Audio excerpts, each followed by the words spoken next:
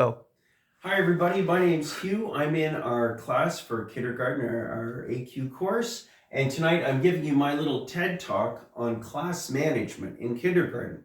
Now, as you can see, I'm using sort of old school material, so it's sort of like TED Talk crossed with cable access TV from the mid-1980s, maybe after Elon Musk has purchased it for a few weeks. So anyway, to start, for me, class management is important because good class management helps our kids be relaxed, happy, and engaged in their learning. And that means that they're ready to learn. So super important for that.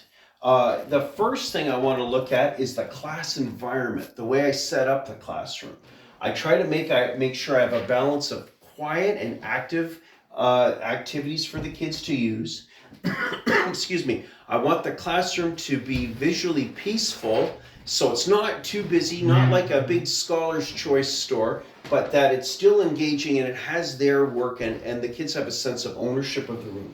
I use a visual schedule, which is great for kids because it lets them know what's happening through the day. I find my kids who are anxious learners really like that, and they notice if there's a change in the schedule and they can prepare for it. And a visual timer. I have a big visual timer that I use, and that also lets kids know how much time is left in the class, in each particular activity. I love to use a mix of indoor and outdoor activities because I find that outside, those kids that need to move around and run around can do that. They can enjoy their gross motor activities like using the tricycles or digging in our big pea stone pile or working in our planters. And the other kids can still do the activities that they do inside as well. For example, I have very large wooden blocks that we use outside, and kids use those either to build structures or to make drama centers or even to make paths that they can hop and walk along. And by the way, as I go along here, I thank my cameraman, Andrew. My son, thanks for doing that, Andrew. And I'm going to ask you to help me move around here because I'm going to shift over to this side now. Thanks, buddy. So you can see I'm going to talk a little bit about large group activities. And that can be when I have the kids there at the carpet, those carpet times, your circle times. What are good things to keep in mind? And use a balance, songs and games to start, figure plays as well, and then slowly moving to less active things within that circle so that they are calm and ready to go. I also like to integrate movement within my circles. So for example, the other day, we were talking about shapes and we went on a shape hunt. So in the middle of our circle, everyone went out to find a circle or a square or what have you, and then we came back and talked about it. And having that movement integrated within the circle really helped our kids, especially the ones who need to move a little bit more. It's just great. And the last thing I do is I always make sure to follow their lead. If I find that my class is starting to lose attention in what I'm doing, it's okay for me to set that aside and say, you know what, gang, let's now go on to our next activity, or let's go play and we can revisit this later and we can finish it up. And that way I'm not forcing them into a situation where they can't succeed. And then I have my next little heading is teaching self-regulation skills. In my school board, we have a great literacy program based on emotional literacy. We read different books several times through a week, and we'll talk about that same story and the emotion that's portrayed in it. We'll talk about that language, how many different ways and nuances of that word. So instead of mad, maybe you're feeling angry or frustrated or worried or what have you within that. And we also talk about what it looks like and what our friends can do to help us in those situations.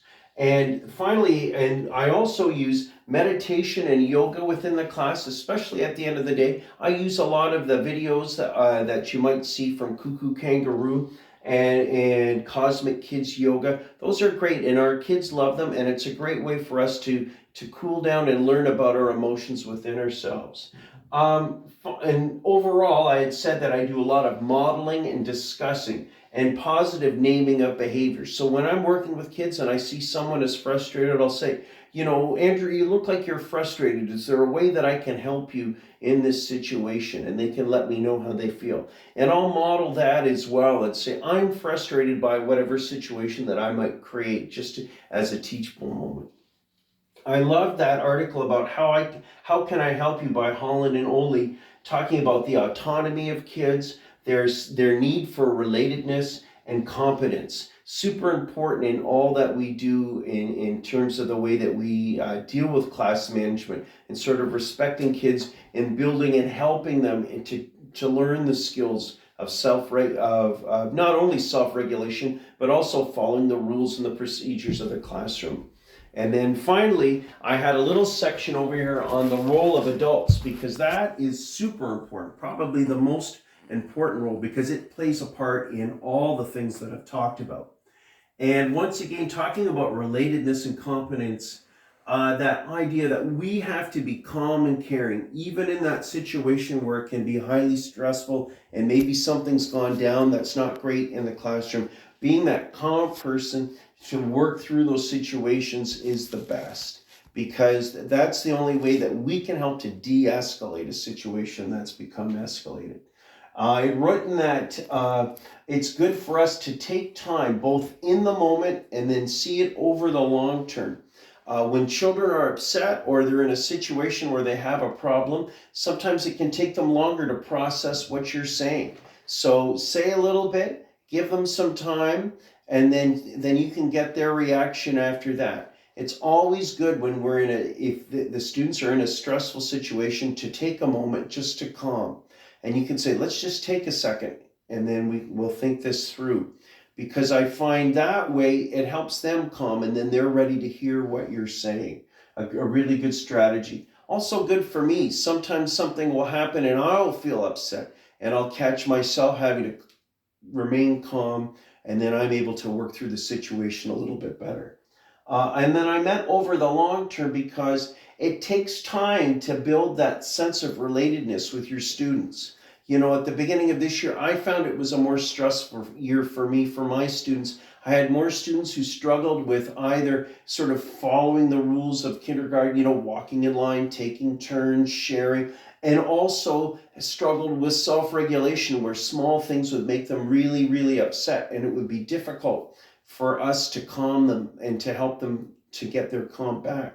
And what I found is that it's taken time to build that rapport with kids, that connection, that sense of relatedness, that they're important people and that they're safe and what they do is important in the class and that they're respected. And I feel that, you know, over the last few weeks, we've really seen growth in my room where we have a better rapport with that. And sometimes it's a question of, you know, you've got a number of kids that are struggling, and as the term goes on, more and more of them will get that sense of competence and that relatedness together, and then they'll be ready to move on, and then you can spend more time with the kids that are still struggling. So it does take time, and we have to appreciate that too, going in knowing that it's going to take a while sometimes for the class management to really gel and be a strong unit. I said also to reach out, and that can be to either a co-worker like the ECE that you work with. I've done this many times, and my partner has too, where one or other of us will be in a moment with a student where something's going wrong and we're not having success. And the other person will step in and say, okay, could you mind if I just chat with him too? Why don't you go, because I need your help over there.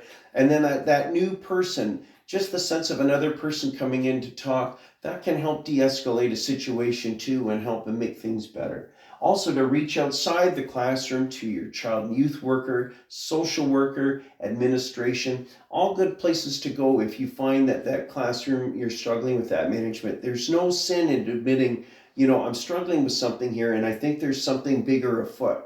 And a lot of times it can be great, because what you're doing is you're reaching out to other resources that might even be in the community that can help that child and that family for sure. Last thing I'll say is self-care, super important. In fact, probably the most important thing. If you're going to work and you're feeling rested and ready to go, and you've got a good lunch that's going to help you through the end of the day, that's going to really help you when you're in those more difficult situations, or you're balancing your class management and your mind is sharp and you're ready to go. It's very important for me, and I find as I get older in my career, I have to pay more and more attention to that, to my sleep, to balancing how much caffeine I take in, to making sure I've got a good healthy lunch so I'm not hungry or hangry at the end of the day. and all those things. I'm always thinking about those and taking time and making sure that my head's in the right space too, so that I don't get overexcited or stressed about a situation that doesn't need to be stressed about, and that I'm thinking clearly. That helps me do all the other things that I kind of talked about today. Well, anyway, thank you very much for watching my little TED Talk. Thanks to Andrew, my cameraman. Thanks, buddy, for your help. And I look forward to watching your talks, and I appreciate you watching mine. Many thanks, and have a good week.